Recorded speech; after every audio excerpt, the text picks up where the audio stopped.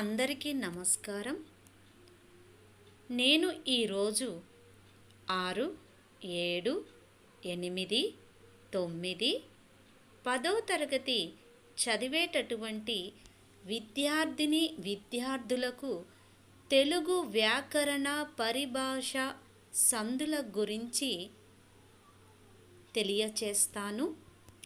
మొదట వ్యాకరణ పరిభాష అంటే ఏమిటో తెలుసుకుందాం.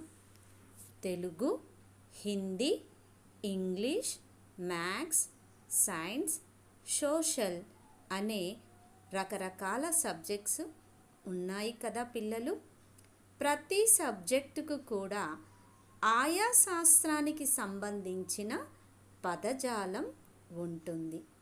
అదేవిధంగా తెలుగులో చూసినప్పుడు వ్యాకరణ శాస్త్రము అనే ఒక గ్రంథం ఉంటుంది పిల్లలు.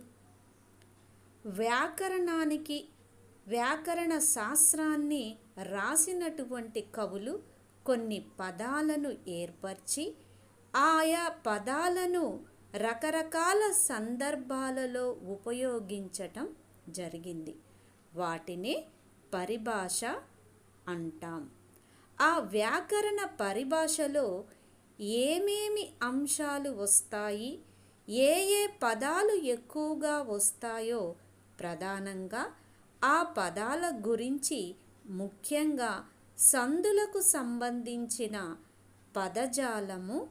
మొదటగా ఏకాదేశం. ఏకాదేశం అంటే సంధి జరుగునప్పుడు పూర్వ పరస్వరాలలో ఏదైనా ఒక స్వరం తొలగించబడి మరొక స్వరం యథావిధిగా ఉండటం, లేదా పూర్వ పరస్వరములు రెండూ తొలగించబడి వాటి స్థానంలో కొత్త స్వరం వచ్చి చేరటం ఏకాదేశం. పిల్లలు, ఇక్కడ ఉదాహరణకి 3 పదాలు చూసుకుందాం. దేవాలయము పదాన్ని విడతీసినప్పుడు దేవ ప్లస్ ఆలయం.